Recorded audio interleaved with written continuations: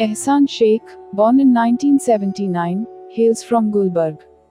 He completed his BFA Applied Arts and MBA Visual Arts from Gulbarg University, bagging gold and silver medals respectively, for his graphic works. He has worked as the creative head and senior visualizer in various industries and is currently the creative visualizer of advertising studio in Gulbarg. I have explored new paths with some different techniques and styles, creating something unique.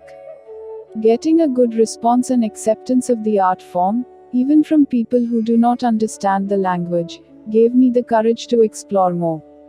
As most of my works are a mix of calligraphy and calligraphy, it comes through as contemporary, though I have done a few using traditional calligraphy from the Holy Quran and also works on Urdu, Arabic calligraphy very closely resembling Persian art as well, says Ehsan. The color palette is bright, dark, cool, warm, muted, and neutral. The play of calligraphy on the powerful base of colors creates a unique space of aesthetics. In the play of revealing and hiding, the layers give depth and dimension to the work. The text engages the viewer in its sereneness. The work comes as abstract expressionism, which is merged with expressive calligraphy, which again looks like a beautiful play of form on the substrate. Intricate yet bold forms on the surface of the canvas call one to indulge in the moment, engrossing oneself in the exquisiteness. The limitations of the mind are transgressed, and the language becomes a form flowing elegantly through the canvas onto the soul of the viewer. Hello, मेरा नाम शेख एहसान, मैं गुलबर्गा कर्नाटक से। मैंने masters of visual arts किया है applied department से, और मैं एक कमर्शियल आर्टिस्ट फैमिली को बिलोंग करता हूँ। बचपन से ही घर में वही माहौल था, paint, brush, scale, sign boards, banner. तो पता ही नहीं चला कि कब खेलते खेलते और अपने आसपास के माहौल को देखते देखते मुझे पेंटिंग या ड्राइंग का शौक़ हुआ। स्कूल में जब कुछ भी ड्राइंग की चीज़ें होती थी या फिर कुछ टॉपिक से रिलेटेड ड्रॉ करना होता था, तो मुझे उतारने का शौक़ हो गया था। क्लासमेट्स या फिर टीचर देखते तो कहते थे कि मतलब बड़ा होके आर्टिस्ट बनेगा, तुम्हारे अंकल भी आर्टिस्ट हैं, तुम भी आर्टिस्ट बनोगे। लेकिन उस टाइम पे कभी जहन में था नहीं कि जानो मतलब इस चीज़ को एज ए प्रोफेशन लें, क्योंकि उस चीज़ की कोई ऐसी कदर नहीं थी। क्योंकि घर में जब था तो सब देखते थे, करते थे, तो आर्टिस्ट कहते किसको हैं या फिर इसका स्कोप क्या है पता नहीं था। तो इसी तरह आगे बढ़ते गए, लेकिन जो ना फाइनेंशियल इश्यूज़ की वजह से कभी कोई प्रॉपर कंपटीशन में या फिर कहीं कोई जगह पार्टिसिपेट नहीं कर सके। तो उसका एग्जैक्टली एक्सपोजर पता नहीं था कि क्या हो सकता है या फिर क्या किया जा सकता है इस लाइन में।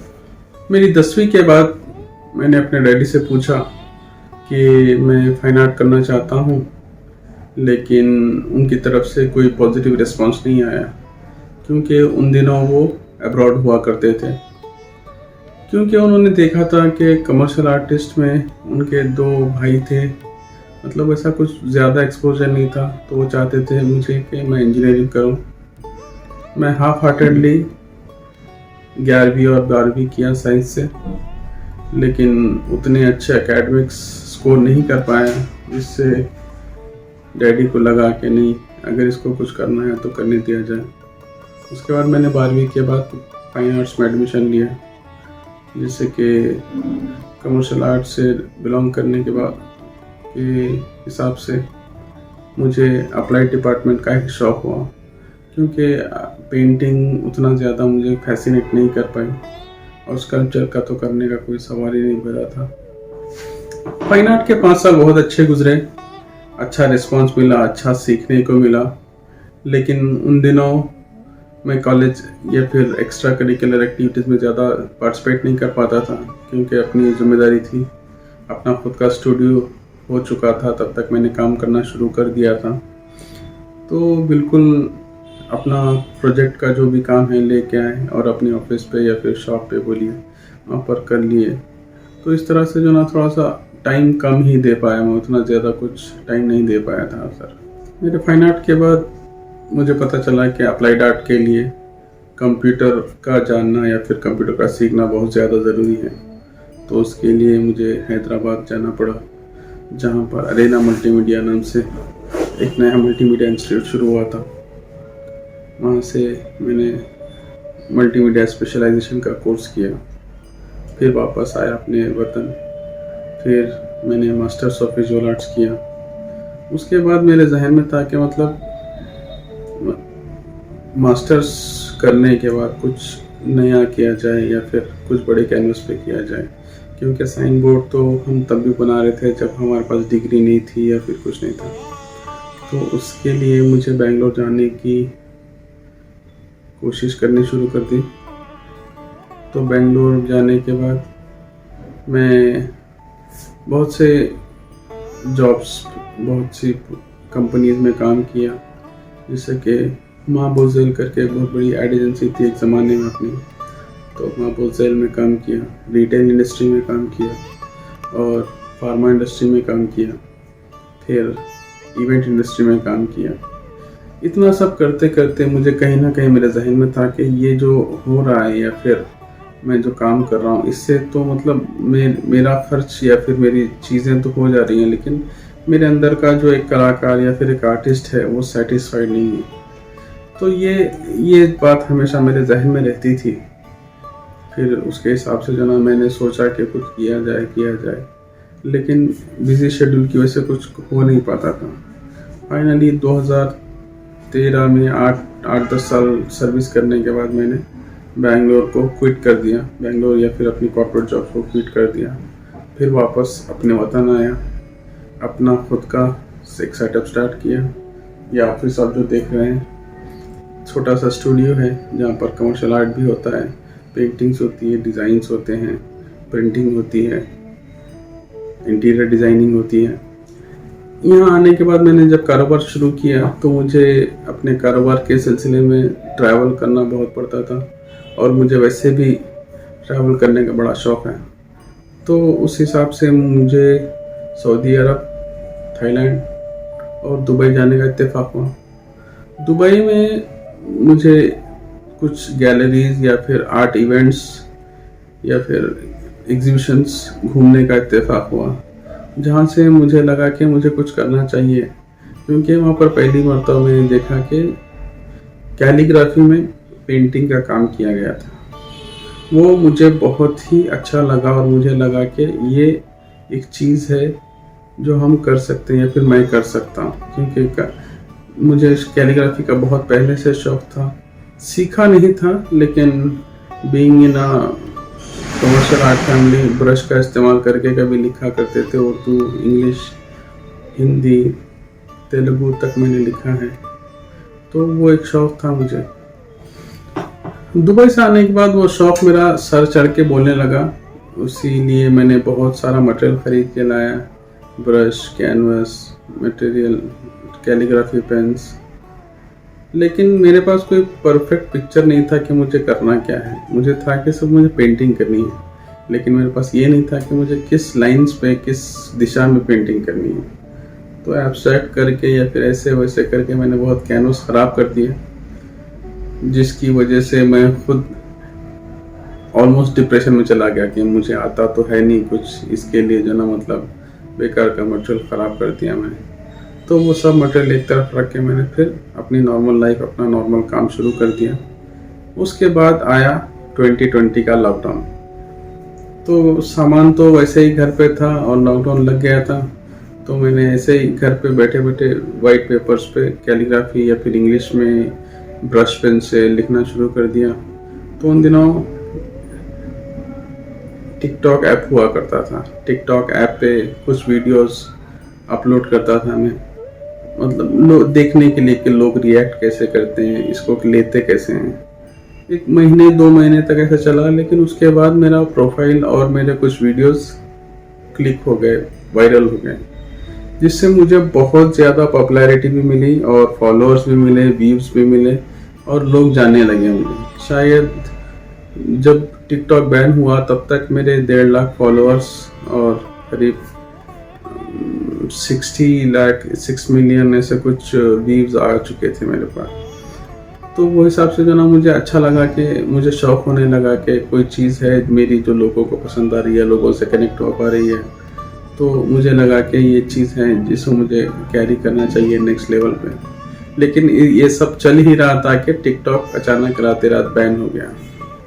बहुत बुरा लगा, क्योंकि वो एक ऐप था जिसके थ्रू मैं कुछ कर रहा था, लोग मुझे जान रहे थे, लोग मेरे काम को पसंद कर रहे थे। और बहुत ज़्यादा बुरा लगा, यहाँ तक कि मैंने लिखना या फिर कैलीग्राफी करना ऑलमोस्ट बंद कर दिया। लेकिन फिर समझ में आया कि मतलब किसी के रुकने से कोई चीज़ रुक नहीं जाती। फिर मीनवाइल मैंने उसके बाद मैंने यूट्यूब चैनल चालू किया। यूट्यूब चैनल पे मैंने वीडियोस अपलोड करने शुरू कर दिए। और उस टाइम पे मेरे पास कुछ मटेरियल बच गया था, कैनवसेस कुछ थे, उस पर मैंने कुछ ट्राई किया कैलीग्राफी के लिए। तो वो जब कैलीग्राफी कैनवस पे करके मैंने इंस्टाग्राम या फिर यूट्यूब पे अपलोड किया तो उस पर भी बहुत अच्छा रिस्पॉन्स आया।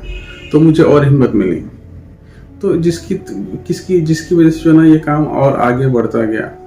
और मैं जब काम कर रहा था तो मुझे कुछ आइडिया नहीं था कि किस दिशा में जा रहा है, लोग इसको क्या देखेंगे, कैसे एक्सेप्ट करेंगे। और मुझे ये भी नहीं था कि मुझे ये काम किसी को दिखाना है, ये सिर्फ मेरे सेल्फ सेटिस्फेक्शन के लिए था। यहाँ तक कि मैंने करके 10, 15, 20 पेंटिंग बनाई थी, मैंने किसी को दिखाई नहीं थी, क्योंकि मुझे लगता था कि ये मेरे अपने लिए, मुझे मतलब शायद लोग इसको एक्सेप्ट करें ना करें, क्योंकि मैं जिस तरह का काम करता था उस तरह का काम मुझे आसपास कहीं देखने को नहीं मिलता था। मुझे ये चीज़ें इंस्टाग्राम पे देखने को मिलती थी, या फिर आप अगर मेरे काम के स्टाइल को देखेंगे तो लगेगा कि प्योर पर्शियन आर्ट से इंस्पायर है ये तरीका या फिर जो लिखने की स्टाइल है। लेकिन उसके अंदर भी मैंने अपना कुछ सेल्फ स्टाइल डाल दिया है, थोड़ा सा मॉडर्न टच डाल दिया है, जो कन्वेंशनल स्टाइल में स्टार्ट होके कन्वेंशनल स्टाइल में ख़त्म नहीं होता। कहीं ना कहीं आपको ट्विस्ट मिलेगा, जैसा कि ये है। अब आप थोड़ा सा स्टाइल देखेंगे, थोड़ा सा अलग अलग पेंटिंग देखेंगे तो आपको आइडिया होगा। मुझे पर्सनली पेंटिंग जैसा कि एक आर्टिस्ट का काम होता है, जैसे सिंगर है या फिर कोई एक्टर है या फिर कोई राइटर है, उसी तरह से पेंटर का जो आर्टिस्ट का जो होता है कि ये एक आउटलेट का साधन है, मतलब उसके इमोशनल आउटलेट होती है। क्योंकि जो ना मतलब जो नॉर्मली वो अपने अल्फाजों से या फिर अपने दूसरे कामों से नहीं कह पाता है, ये उसके लिए आसान तरीका होता है। और स्पेशली मेरे लिए अगर आप पूछें तो कैलीग्राफी एक कनेक्टिविटी है मेरे हिसाब से। और कोई भी चीज़ अगर आप कर रहे हैं तो उसके साथ कनेक्ट होना बहुत ज़्यादा ज़रूरी है उसको। और स्पेशली मेरे लिए कैलीग्राफी एक मेडिटेशन का काम करती है, एक स्पिरिचुअल कनेक्शन मुझे लगता है जब मैं करता हूँ। और मैं ज़्यादा से ज़्यादा कोशिश करता हूँ कि इसको सिर्फ ऐसे सरफेस या फिर फ्लैट ना रखा जाए, इसके थ्रू अगर कोई मैसेज दिया जाए या फिर इसके साथ एक कोई सोशल मैसेज या फिर जो भी आप कन्वे करना चाह रहे हो तो वो दिया जाए तो वो ज़्यादा और कैची हो सकता है। तो मेरा हमेशा से यही मानना है कि मतलब जब तक कि आप जो चीज़ कर रहे हैं उसके साथ कनेक्ट नहीं हो पाते हैं तो फिर उसमें उतना मज़ा नहीं आता है। जब तक कि आर्टिस्ट अपने पेंटिंग में खुद एंजॉय नहीं करेगा, वो पेंटिंग देखकर कोई दूसरा एंजॉय भी नहीं कर सकता और ना ही उसको उतना इन डेप्थ रिसीव कर सकता है। मैं इस इंडस्ट्री में मुझे काम करते बहुत ज़्यादा टाइम तो नहीं हुआ है, लेकिन मैं बहुत आभारी हूँ हिना भट्ट आर्ट वेंचर्स का, जो उन्होंने मेरे काम को देखा, सराहा और अपने साथ काम करने के काबिल समझा। तो मैं अपनी तरफ से पूरी कोशिश किया हूँ कि जो ना मतलब इतने दिग्गज आर्टिस्टों के दरमियान मैं एक छोटा मोटा आर्टिस्ट अपना काम को पेश कर रहा हूँ। I hope everyone likes it. मैंने काम करके काफ़ी पेंटिंग्स बना चुकी थी, तब तक भी मैंने अपना काम किसी को नहीं दिखाया था। तो एक मरतबा इत्तेफाक हुआ, मैं किसी अपने नेटिव में एक आर्ट एग्जीबिशन को देखने के लिए गया था। तो वहाँ पर हमारे कुछ सीनियर आर्टिस्टों से मुलाकात हुई। तो उन्होंने कहा कि मतलब आजकल क्या चल रहा था। मैंने कहा कि मैं कैलीग्राफी में कुछ पेंटिंग्स कर रहा हूँ। तो उन्होंने कहा कि कभी वक्त मिला तो दिखाओ हमें, देखते हैं क्या हो रहा है, कैसे चल रहा है। तो उसके 2-3 दिन के बाद मेरी office centre of the city में ही है, तो वो लोग आए और काम को देखा, तो वो लोग को पसंद आया। उन्होंने कहा कि मतलब अगर आप काम अच्छा कर रहे हो तो मतलब इसको छुपा के क्यों रखें, इसको एग्जिबिट करो, बाहर निकलो, अपने काम को लोगों तक पहुंचाओ। तो इत्तेफाक से फिर उसके बाद जो ना इसका सिलसिला चालू हो गया। इस लाइन में काम अच्छा होने के बावजूद एक अच्छा गाइडेंस भी होना बहुत ज़रूरी है, और मुझे अच्छे गाइडेंस मिले। और मेरे सीनियर आर्टिस्ट जो हैं अयाजुद्दीन पटेल साहब हैं, और रहमान पटेल साहब हैं, और शाहिद पाशा हैं, हाजी मलंग हैं, या फिर नीला सुबैया नीला सर हैं, और राजशेखर सर हैं। तो ये लोगों की मदद से मुझे आइडिया मिला कि कहाँ पर क्या करना है, कैसे करना है। तो इसके साथ साथ जैसे मैंने इनको काम बताया, उसके बाद बैक टू बैक मेरे प्रोग्राम चालू हो गए। मैंने आर्ट कैंप भी किए ऑनलाइन पे, कई साइट्स पे मैंने एग्जीबिशन किया, और कई जगह मुझे प्राइजेस भी मिले, गोल्ड अवार्ड मिला, सिल्वर अवार्ड मिला, कहीं पर कैश प्राइज मिला। उसके बाद मैंने आर्ट कैंप्स किए लोकली। फिर उसके बाद मेरा सोलो शो गुलबर्गा और बेंगलोर में हुआ। फिर अभी कुछ शोज़ और आर्ट कैंप्स पाइपलाइन में हैं। तो मतलब बहुत ज़्यादा ही काम करने का मज़ा भी आता है, और बहुत ज़्यादा बिज़ी भी हो गए हैं। तो मतलब ये चीज़ों से जो ना, एक बिज़ी होने के बाद नॉर्मली कोई चीज़ में अगर आप बिज़ी हैं तो वो आपको थका देते हैं, लेकिन वो जो चीज़ आपको अच्छी लगती है, वो चीज़ आपको थका नहीं देती, वो और आपको मज़ा देती है। मेरा जो वर्किंग स्टाइल है कैलीग्राफी का, नॉर्मली लोग ये समझते हैं कि मतलब ये सिर्फ स्पिरिचुअल लोगों के लिए है, या फिर उनके पर्टिकुलर कम्युनिटी के लिए है, या फिर कम्युनिटी पर्टिकुलर रिलीजन के लिए है।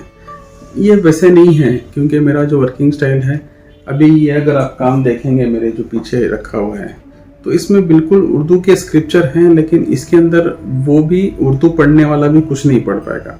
जैसे कि लोग अपनी पेंटिंग्स में कुछ म्यूज या फिर कोई ऑब्जेक्टिव्स या कोई पर्टिकुलर एलिमेंट्स का यूज करते हैं, उसी तरह मैं उस एलिमेंट्स की जगह पे कैलीग्राफी स्क्रिप्चर को इस्तेमाल करता हूँ। बहुत कम मेरी पेंटिंग्स होती हैं जिसमें मैंने पर्टिकुलर कोई मैसेज स्क्रिप्चर के थ्रू दिया है, लेकिन एंड ऑफ द डे आपका काम, आपके वर्किंग स्टाइल, या फिर आपका जो मेडिटेशन या फिर आप स्पिरिचुअल टच होता है, वो कहीं ना कहीं टच एक दूसरे से मिलते हैं, या फिर उसके साथ आपको कनेक्ट करते हैं। इसी तरह से नॉर्मली लोग समझते हैं कि मतलब हर पेंटिंग में कुछ ना कुछ होली बुक या फिर कुरान से कुछ लिखा होगा। ऐसा बिल्कुल कुछ नहीं है, ये सिर्फ स्क्रिप्चर है। हाँ, लेकिन जो ना बाज़ जगह पर है, अभी जैसे कि मिस्टिक मोड पे अगर आप करते हैं, तो स्पेशली वो ज़रूरी नहीं होता कि आप कोई पर्टिकुलर आयत या फिर कोई पर्टिकुलर वर्ड्स या फिर श्लोका ही लिखें। आप कैलीग्राफी की कोई भी वर्ड लिख के आप उसको डिपिक्ट कर सकते हो through your colour, your elements, और उसके मीनिंग्स या फिर उसका वे ऑफ एक्सप्रेशन आप कर सकते हो। तो वैसे मैंने करने की कोशिश की है इन दो पेंटिंग के द्वारा। होप आप सबको पसंद आए।